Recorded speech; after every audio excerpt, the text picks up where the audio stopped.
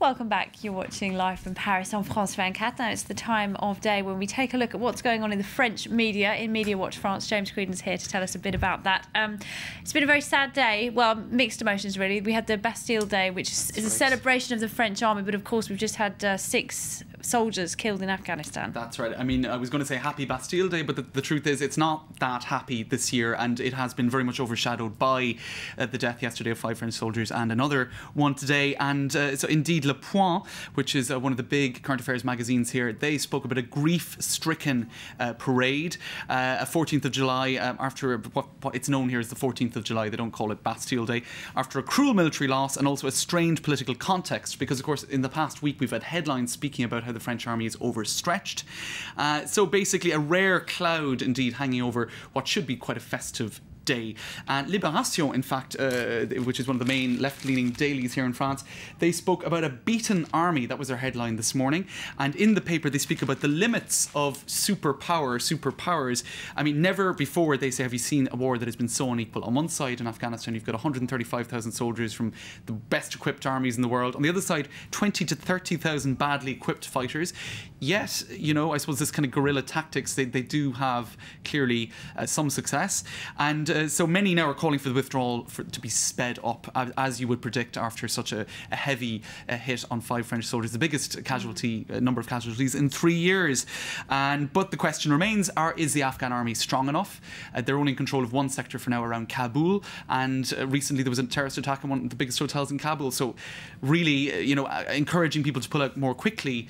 What would the effect be on the ground? Maybe the Afghans aren't ready yet. All right, now Bastille Day traditionally gives politicians here in France the opportunity to make some of their views heard. And Martine Aubry, the head of the Socialists, she says she's got some ideas about how the parade should be run.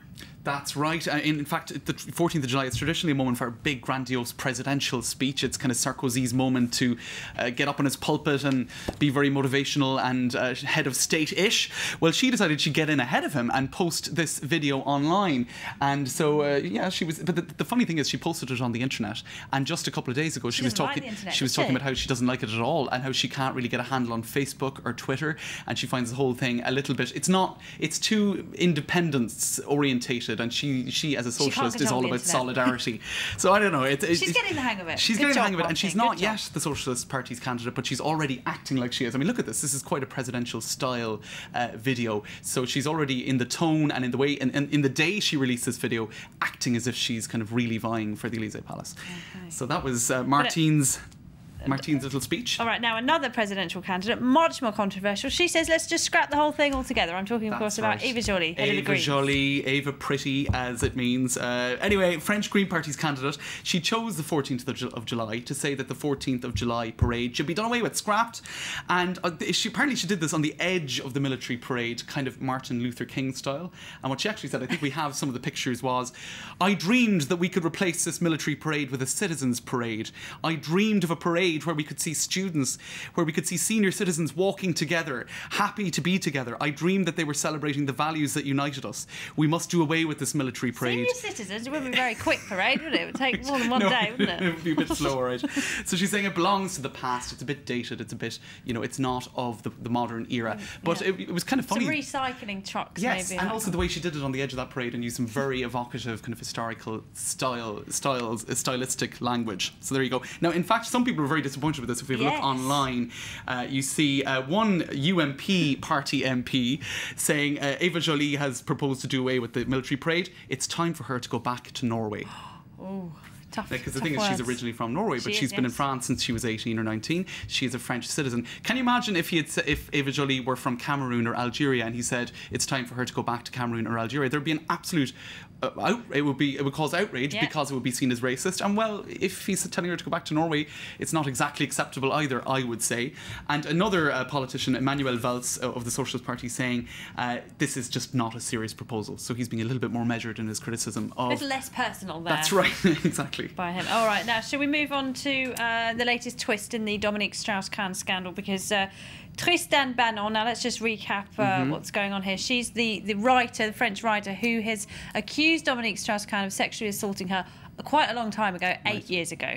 That's What's right. the latest on that? And She's been just giving an after interview. it seemed like the case in New York would collapse, her lawyer officially announced that she was going to pursue this in the courts, a case of alleged rape. Now, the Nouvelle Observateur, she was interviewed last night on one of the primetime French news shows, the 20h on France 2, which is the main state broadcaster. What they're saying here in Nouvelle Observateur is that basically that it was quite a difficult position for France 2 to be in, to interview her. I mean, you're really walking a tightrope in terms of an interview like this, where the case hasn't even taken place.